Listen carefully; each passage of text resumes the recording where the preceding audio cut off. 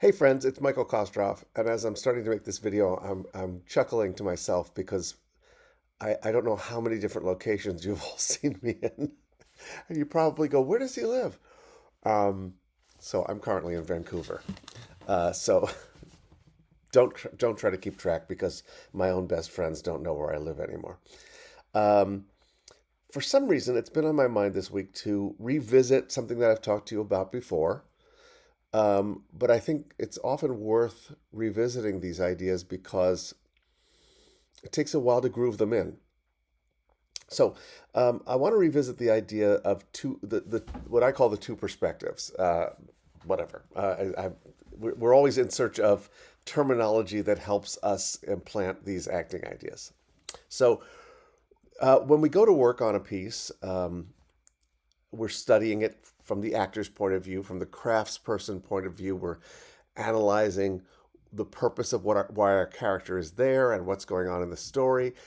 And sometimes, I mean, we are free to be judgmental of our characters and go, okay, this guy's an asshole, or this person is a villain, or this person is there to get in the way of the main character's goals, or whatever. And we can that makes total sense. We're looking at the person from the outside, and but we don't want to stop there. And it's right to do that because we're analyzing it as craftspeople.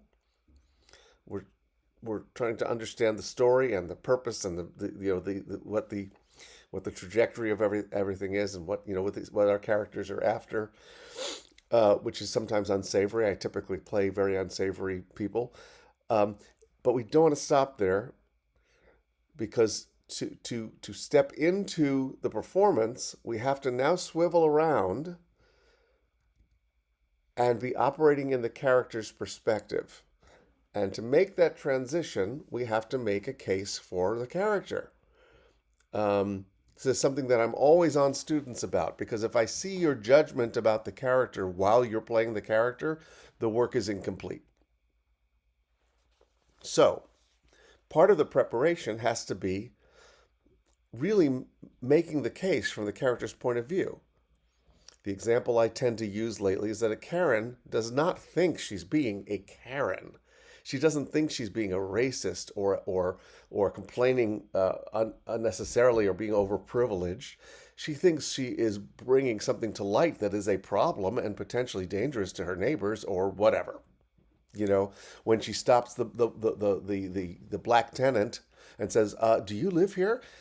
From her perspective, as much as we cannot stand this person, if you're going to play her from her perspective, it's like no, no, no, no, this could be dangerous.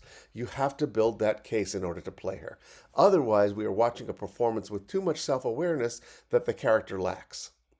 And I know it's icky to even say that, but we want the audience to experience that icky feeling that they can only get if that person really is convinced of their point of view. Very often, I don't know, very often, that's a judgment. I will say that the potential is there that you'll be delivering a performance that is very conscious of how wrong the character is, and that can't be. Um, I was challenged a while ago. Yeah, a great actor friend of mine was talking about sometimes you find that there is a theme to the roles you play. The one that he discovered that he tends to play what he calls the arm around you guy, the guy who comforts you and says it's going to be all right.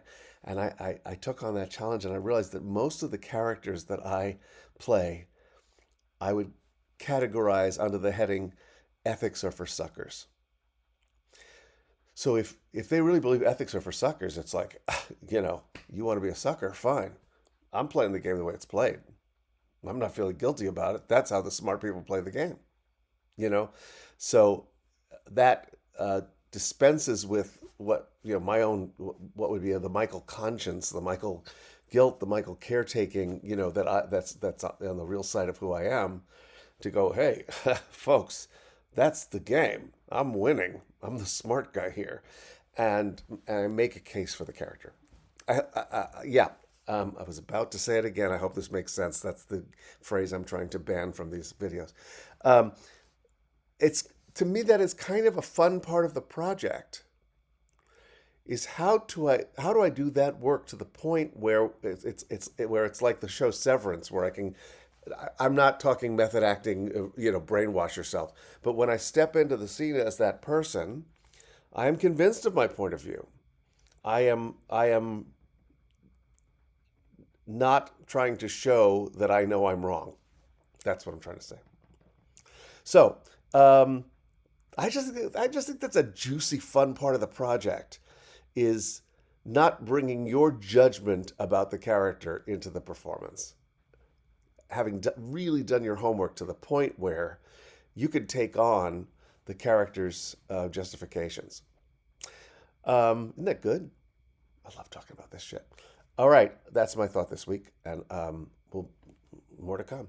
I'll talk to you next week. Tell me your thoughts. I love when you do. Also, I want to remind you, if there's stuff that you would like for me to chat about, not that I'm some, brilliant commentator, but, if you have questions or thoughts, toss them at me, because I think this is the great thing about acting and about the career is that it's an endless mystery. All right, that's really the end of the video, and I'll see you next week.